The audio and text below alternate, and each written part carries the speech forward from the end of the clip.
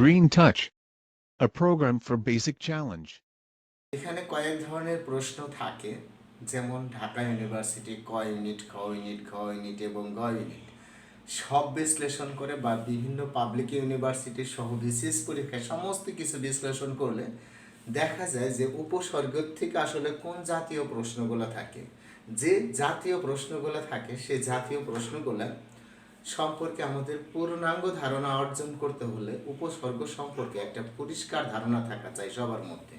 তো আমি সেই লক্ষ্যে যাতে আপনাদের মধ্যে একটা পরিষ্কার ধারণা সরবরাহ করতে পারি সেই প্রত্যাশা নিয়ে আমি আতাউর রহমান আজ উপসর্গ প্রথম পর্ব নিয়ে আপনাদের সামনে দাঁড়িয়েছি। কথা না বাড়িয়ে আমি সরাসরি চলে যাচ্ছি বোর্ডে। খেয়াল করুন, প্রথমে আমি যে শব্দটা লিখলাম উপসর্গ। আচ্ছা, এই উপসর্গ বলতে একটা কথা আমাদের গ্রাম বাংলায় প্রচলিত আছে, যে দেখা যায় যে অনেক মানুষ অনেক সময় কথা বলতে যে এরকমও কিন্তু বলে ফেলে যে ওর মনে হয় উপসর্গ উঠেছে। তার মানে এই উপসর্গ আসলে বিষয়টা কি? আসলে কিন্তু কিচ্ছু না। যেটা আমরা যদি একটু ভালো করে বোঝার চেষ্টা করি উপসর্গটা বুঝতে পারবো। এটা দেখেন, আপনাদের নবম এবং দশম শ্রেণীর যে বাংলা দ্বিতীয় পত্র যে বইটা আছে অত্যন্ত চমৎকার মানের, জানি আমরা প্রত্যেকটা প্রতিযোগিতামূলক পরীক্ষার জন্য এই বইটা কিন্তু অত্যন্ত উপযোগী। হ্যাঁ, নবম এবং দশম শ্রেণীর বাংলা ব্যাকরণ যে বইটা অত্যন্ত গুরুত্বপূর্ণ। তো এই বইয়ের আলোকে যে সংজ্ঞাটা দেওয়া আছে বাংলা ভাষায় এমন কতগুলো অব্যয়সূচক শব্দাংশ রয়েছে যা স্বাধীন পথ হিসেবে বাক্যে ব্যবহৃত হতে পারে না, এগুলো অন্য শব্দের আগে বসে। তার মানে আসলে এগুলো কিন্তু স্বাধীন কোনো পথ না। যেমন মনে করেন, আমি যদি এখানে একটা শব্দ লিখলাম, এটা আলাদা কোনো অর্থ প্রকাশ করছে না। আমি একটা শব্দ লিখলাম, এটা আলাদা কোনো অর্থ প্রকাশ করছে না। একটা শব্দ লিখলাম, এটা আলাদা কোনো অর্থ প্রকাশ করছে না। যদিও এগুলাকে শব্দ বলা ঠিক হচ্ছে না, শব্দাংশ, এদেরকেই বলতেছি আমরা অব্যয়সূচক শব্দাংশ। অথবা আমি একটা শব্দাংশ লিখলাম, এটাও কিন্তু আলাদাভাবে কোনো অর্থ প্রকাশ করছে না। অন্য একটা শব্দের পূর্বে আপনি লক্ষ্য করেন যে আমরা একটা শব্দের পূর্বে, যেমন ধরেন আমি এখানে একটা শব্দ নিলাম হার। এই হার শব্দটার অর্থ কিন্তু আমরা নানান কিছুই মিল করতে পারি। যেমন হার শব্দের অর্থ এটাও আপনি মনে করতে পারেন, যদি আপনি মেয়ে মানুষ হন, আপনার প্রথমেই মাথার ভিতরে চান দিতে পারে এটা, যে মনে হয় এটা গলার হার। আচ্ছা, আর যদি আপনি কোনো হিসাব রক্ষক হন তাহলে এটাকে আপনি রেট বা শতকরা হার হিসাবে বিবেচনা করবেন স্বাভাবিকভাবেই, ঠিক আছে। অথবা এই হারটাকে আপনি নানানভাবেই কিন্তু নানানভাবে নানান সময় নানানভাবে ব্যবহার করতে পারেন। কিন্তু যত অর্থই আসুক এই হারের, যদি আমরা এই হারের পূর্বে ব্যবহার করি, হয়ে গেল দেখেন উপহার। কোন হারকেই এখন সব হারকেই হার মানিয়ে উপহার, পুরস্কার হয়ে গেছে। এখন উপহার মানে পুরস্কার। এখানে হার শব্দটার পূর্বে আমি যে শব্দাংশ ব্যবহার করেছি এবং সঙ্গে শব্দের শব্দটার অর্থ পাল্টে গেছে। এই যে আমার যে শব্দাংশটা, এটাই কিন্তু আমাদের উপসর্গ। অথবা আমি যদি এই হারের পূর্বে বসাতাম প্রহার, তখন কিন্তু পিটুনি দেওয়া বোঝাতো। আচ্ছা, আমি যদি এই হারের পূর্বে ব্যবহার করতাম আহার, তখন কিন্তু আপনার পেট পূর্তি হওয়া বোঝাইতো। আমি যদি এই যে আমরা হারটা ব্যবহার করতেছি, হারের পূর্বে যদি আমি বাদ দিয়ে আমরা অন্য কিছু কিন্তু ব্যবহার করতে পারি, যেমন বিহার, তখন কিন্তু অন্য কিছু হয়ে যাচ্ছে। তার মানে কোনো একটা শব্দের পূর্বে যখন আমরা কিছু শব্দাংশ বা অব্যয়সূচক শব্দাংশ ব্যবহার করি এবং সেটা যখন আমাদের একটা নতুন শব্দে পরিণত হয়, তখন কিন্তু এই অব্যয়সূচক শব্দাংশগুলোকেই মূলত বলা হয় উপসর্গ। উপসর্গের প্রভাবে একটা বাক্যের 5 ধরনের পরিবর্তন ঘটতে পারে। উপসর্গের প্রভাবে একটা বাক্যের, কথাটা ভুল হয়ে গেছে, দুঃখিত, একটা শব্দের 5 ধরনের পরিবর্তন ঘটতে পারে। কি কি ধরনের পরিবর্তন ঘটতে পারে এটি কিন্তু জানা আমাদের অত্যন্ত জরুরি। যে উপসর্গের প্রভাবে একটা শব্দের 5 ধরনের পরিবর্তন ঘটতে পারে। বা শব্দের 5 ধরনের পরিবর্তন ঘটতে পারে। প্রথমটা আমরা বলবো আপনাদের নবম এবং দশম শ্রেণীর বাংলা ব্যাকরণ বইয়ে যেভাবে লেখা আছে, নতুন অর্থবোধক শব্দ তৈরি করে। সাপোজ আপনি লক্ষ্য করেন, আমি এখানে লিখলাম ধান। এই ধান বলতে আমরা কিন্তু জানি ফসল, এক ধরনের ফসল ধান। ধান থেকে চাল হয়, সে চাল থেকে ভাত হয়, আবার চাল থেকে পিঠা হয়, নানান কিছু হয়। কিন্তু আমরা এই ধানটাকে একটা ফসল হিসাবে জানি। কিন্তু আমরা যদি এখানে বলে দেই বিধান, এটা কিন্তু হয়ে গেল নিয়ম। এই যে আপনার বি, এই শব্দটা কি করলো? এই শব্দটা দেখেন নতুন অর্থবোধক শব্দ তৈরি করলো। এই বি বসানোর কারণে এটা কিন্তু আর ফসল নেই, এটা দিয়ে চাল বানানো যাবে না, এটা দিয়ে পিঠা বানানো যাবে না, কিচ্ছু বানানো যাবে না। বিধান এটা একটা নিয়মে পরিণত হয়েছে, এটাই কিন্তু মূল কথা। তার মানে এটা কি করলো? বিটা আসলে কি করলো? যে আপনার এই ধান শব্দটার অর্থটাকে চেঞ্জ করে দিল, এটা নতুন শব্দে পরিণত করলো। সবচেয়ে বিরাট লক্ষণীয় বিষয়, আমাদের কিন্তু পরীক্ষার মধ্যে অনেক সময় থাকে নিচের কোনটি প্রত্যয়ান্ত শব্দ অথবা নিচের কোনটি উপসর্গজাতক শব্দ, এ ধরনের থাকে কিন্তু। তো আপনি এখানে বিধান দেখেন, এখানে অক্ষরটাই সবচেয়ে বড় কথা। যেমন আপনি যদি এটা অক্ষরে বিশ্লেষণ করেন, অক্ষর মানে কি?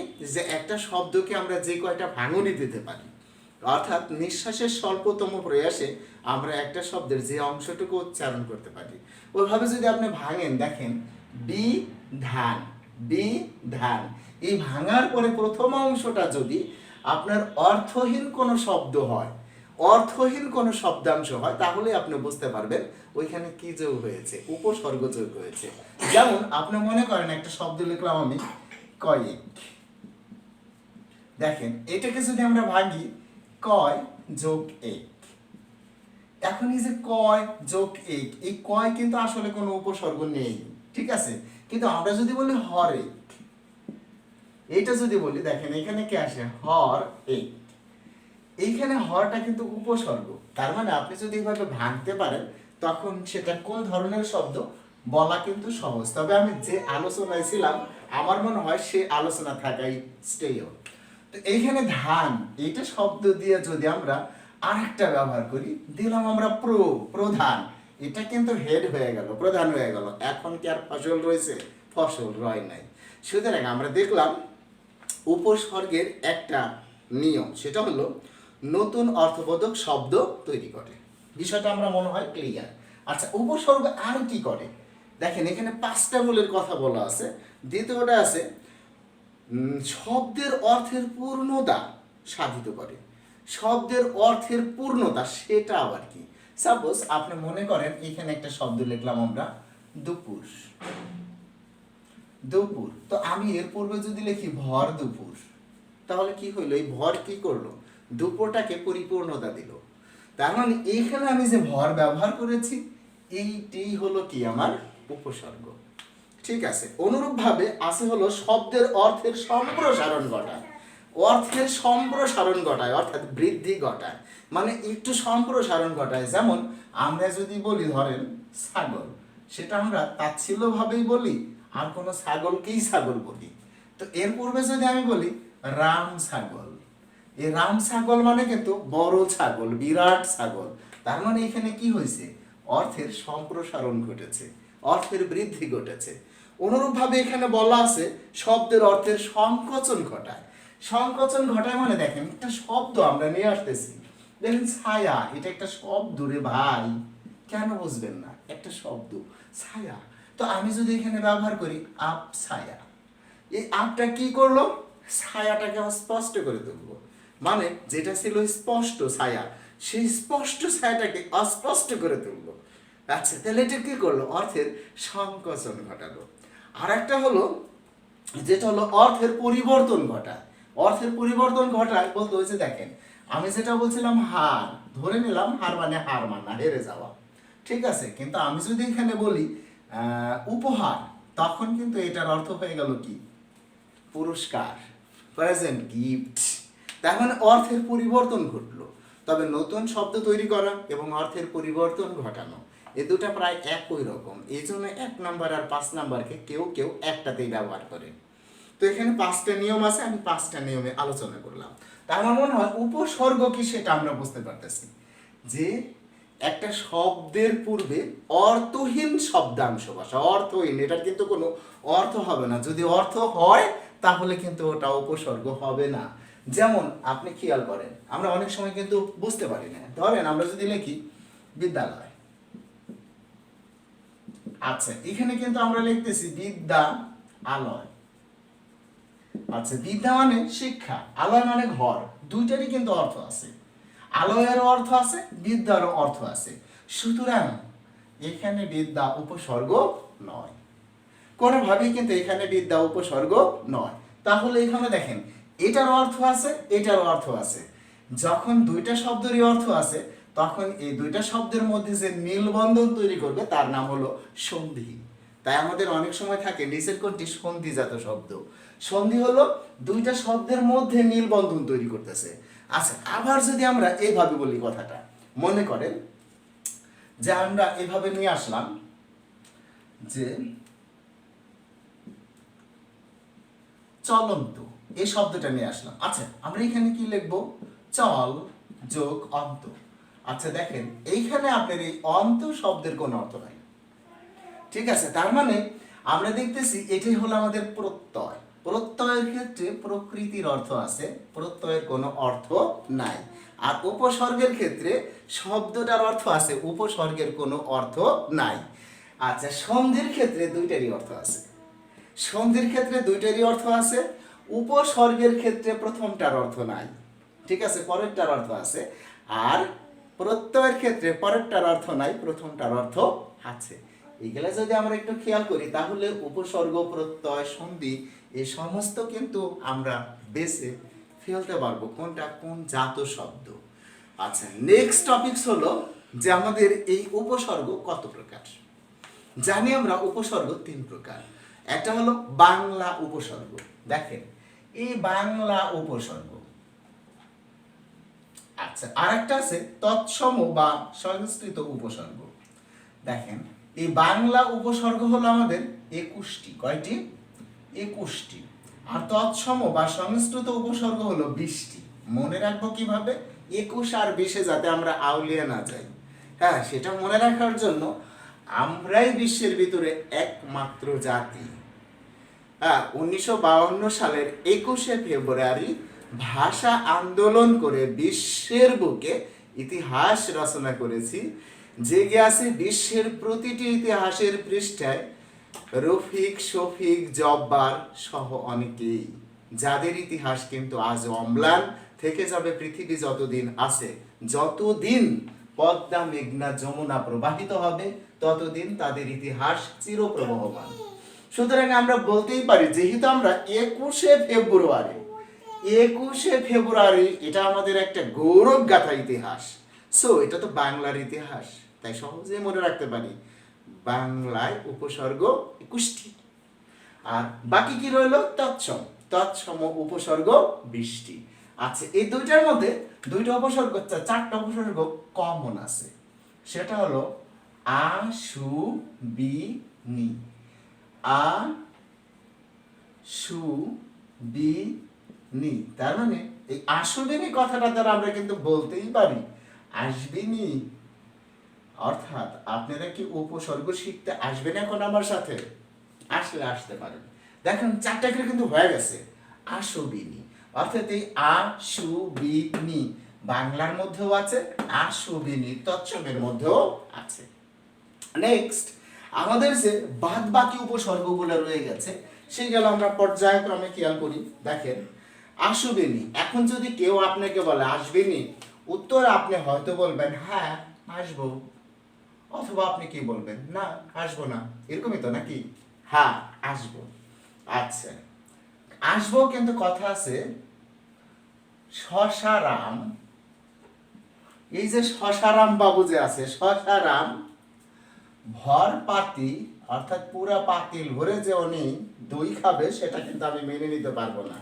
ওনার কিন্তু কুকথ অর্থাৎ কুসবাস স্বভাব আর কদবেলের মতো বড় বড় চোখ। হ্যাঁ ওনার, এই যে ওনা, কদবেলের মতো বড় বড় চোখ ওনার, ঠিক আছে, এইটার ইতি ঘটাতে হবে, শেষ ঘটাতে হবে, তাহলে কিন্তু আমি আসবো না।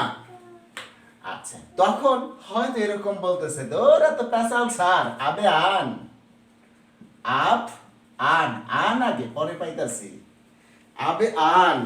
ঠিক আছে, তখন একটু আর চোখে তাকালো, আর চোখে তাকিয়ে কি করলো, আচ্ছা ঠিক আছে, ও না হয় আসবো, ঠিক আছে, অজ অঘা আ। আচ্ছা, আমরা যদি এটা এভাবে মনে রাখার চেষ্টা করি, দেখেন কি আসতেছে, আসবিনি, আসবিনি, হ্যাঁ আসবো, তবে শশারাম ভর পাতিল, উনি যে ভর পাতিল দই খাইব, ঠিক আছে, ওই কুস্বভাবের কদবেল মার্কা লোকটা আমার সাথে যেন না আসে, ঠিক আছে, ওনার ইতি টানতেই হবে, অর্থাৎ উনি যেন না আসে। তখন যার সাথে কথা হইতেছে সে বলতেছে, আবে আন, তার মানে তাড়াতাড়ি আয়, ঠিক আছে, তখন আর চোখে, আর চোখে অনা অজ অঘা, অনা অজ অঘা, ওরা তিনজন বলো আ, ঠিক আছে আসবো। তাহলে দেখেন, আপনি যদি এভাবে চিন্তা করেন মনে রাখা সম্ভব। আসবিনি স, আসবিনি হ্যাঁ, আসবিনি হ্যাঁ, শশারাম ভরপাতি কুকত অনাইতি, শশারাম ভরপাতি কুকত অনাইতি, আবান আর অনাজগ অ, যেভাবে পারেন আপনি কমপ্লিট করেন, মুখস্থ করেন। আমি জানি আপনাদের অনেকেরই মুখস্থ আছে। তো আমাদের এখন দেখবো আমরা গুণে, দেখেন ইনশাল্লাহ এর মধ্যে আমাদের কয়টা আছে, 21টা গুণে তো আমি 1 2 3 4 5 6 7 8 9 10 11 12 13 14 15 16 17 18 19 20 বা 21টি, বুঝে গেছে, রাম ছাগলে যায় 21টিতে পরিণত হইল। যাই হোক, এখন আমরা আসি আমাদের সংস্কৃতি উপসর্গ বা তৎসম উপসর্গের মধ্যে কি কি আছে। আসবিনি একই কথা। আচ্ছা, এই আসবিনি আসবিনি, এই উৎপ্রতি, এই প্রতিদিন এরকম উৎপাত, প্রতিদিন এরকম উৎপাত আর ভালো লাগে না, তাই নানা ধরনের জামা কাপড় পরিধান করে অতি সুন্দর বেশে, হ্যাঁ, নিজেকে উপবেশ করার চেষ্টা করলাম, তখন ওপি সাহেব বা ওপি আপা, হ্যাঁ, আমার সাথে অভিমান করলো। আচ্ছা, অভিমান করার পরে আমি কি করলাম, তাকে প্রহার করলাম, প্রহার করলে সে পড়ে গেল। আচ্ছা, সে পড়ে গেলে কি হলো, ঠিক আছে, সে পড়ে যায়, ছোট হয়ে গেল, অনু হয়ে গেল। আর অগ্নি, এই যে অগ্নির মানে ঠিক ওই সময়ে, নীর মানে পানি, আইনে কি করলাম, অপ সম দূর অধি, মানে বিষয়টা হলো আসবেন, এই কথাটার পরে আমাদের কি আসতেছে, দেখেন, উৎপাত, প্রতিদিন উৎপাত করে, আসবেনি আসবেনি, কি করব, তাই ভালো সুন্দর জামা কাপড় পরিধান করে অতি সুসাজে, অতি সুসাজে নিজেকে উপবেশন করার চেষ্টা করলাম। ওপি অভি ওরা আমার সাথে ছিল, কিন্তু প্রকারান্তে, প্রকারান্তে পরাস্ত হয়ে অনু অব নীর অপসমদূর অধি, ওরা সবাই আমার সাথে ছিল। আপনি যেভাবে পারেন, যে কৌশলে পারেন, যেভাবে পারেন, আপনি এটাকে আয়ত্ত করার চেষ্টা করেন। আশুবিনী উৎপ্রতি পরিয়তি, দেখেন, আশুবিনী উৎপ্রতি পরিয়তি, আশুবিনী পরিয়তি উৎপ্রতি পরিয়তি, অপি অপি অভি প্রপরা অনি অব নীর অপসম দূর অধি, হ্যাঁ, যেভাবে পারেন আপনি এটা কি করেন, আয়ত্ত করেন। আয়ত্ত করলেই আপনি দেখেন সবচেয়ে বেশি উপসর্গ কিন্তু আপনার আয়ত্তের মধ্যে চলে আসলো। নেক্সট আমরা দেখেন, এখন আমরা যাব বিদেশি উপসর্গে। এই বিদেশি উপসর্গ আমরা বলি অসংখ্য উপসর্গ, ঘোড়ার ডিম, অসংখ্য উপসর্গ, অল্প কয়টা উপসর্গ, ঠিক আছে, যে উপসর্গগুলো আমরা যদি একটু খেয়াল করি, দেখেন বিদেশি উপসর্গ,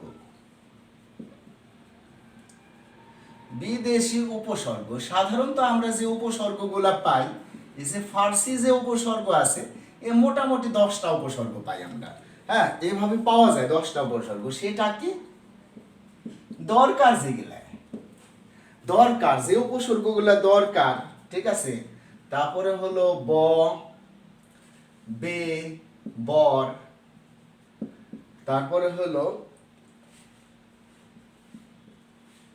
কম না নিমফিবত। আচ্ছা ব্রাদাররা এই কটাকে মুখস্থ করা যাবে না, ফার্সি উপসর্গ দরকার, এগুলোই তো বলা চলে আসে। দরকার ব বে বর। আচ্ছা আপনি যদি একজন মহিলা মানুষ হন, ঠিক আছে, আপনার বড় সড়ো একটা বর দরকার না? দরকার ব বে বর, বর মানে জামাই, ঠিক আছে। এখন সেটা বেখিয়ালেই হোক আর যেভাবেই হোক, আপনি কিন্তু বড় সড়ো একটা কি স্বামী দরকার। আচ্ছা তারপরে কি কম না, অর্থাৎ আপনি অল্পতে কিন্তু মানে স্বামী যদি আপনাকে কম টাকা দেয়, আপনি কি করেন? নিম না। হ্যাঁ, এই টাকাটা আপনি কি করবেন? নিম না, আরো বেশি দিন লাগো, ফির দাও, নাহলে তুমি কিন্তু খুব খারাপ বদলো, ঠিক আছে। তাহলে আপনি দেখেন এই যে দরকার, আপনি কেউ মাইন্ড করবেন না আমার কথা, মনে রাখার জন্য দরকার ববে বর, অর্থাৎ দরকার, অর্থাৎ একটা মেয়ে যখন বড় হয় বা ছেলে যখন বড় হয়, তখন কিন্তু তাদের স্বামী বা স্ত্রী দরকার, ঠিক আছে। এখন স্ত্রী স্বামীর কাছে টাকা দাবি করতেছে, আচ্ছা কম দিছে তাই কি বলতেছে? নিম্না, কম দিছে নিম্না, বোঝা গেছে। ফের আবারও দিছে, এই যে ফি আবারও দিছে, তাতে কি হয়েছে? আবারও কম হয়েছে, তখন করতেছে আপনার লোক ভালো না, খুব বদ মেজাজি। তো দেখেন যদি আমরা ভালো করে মুখস্থ করি, দরকার বে বর কম না নিম্না ফিবত, যেমন ইচ্ছা তেমন মুখস্থ করেন আপনি।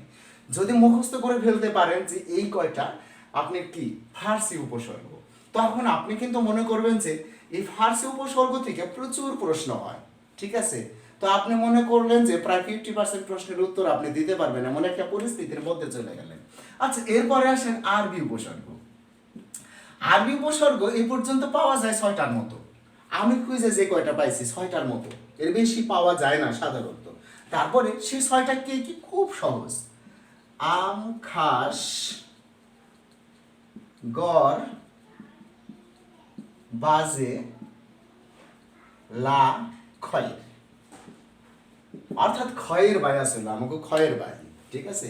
এই খয়ের বাইয়ের গাছে থেকে একদিনকে কেউ আম খাবার লাগছিল, সে কইতেছে আম খাস গড় বাজে লা কে তোকে গড় নাই, ঘরে যা, নাইলে কিন্তু বাজে কিছু ঘটে যাইব। তা আপনি একটু সরাসরি মুখস্থ করেন, আম খাস গড় বাজেলা, খয়ের, খয়ের পরে বলবেন আম খাস গড় বাজেলা খয়ের, বাস হয়ে গেল, আপনি মুখস্থ করে ফেললেন।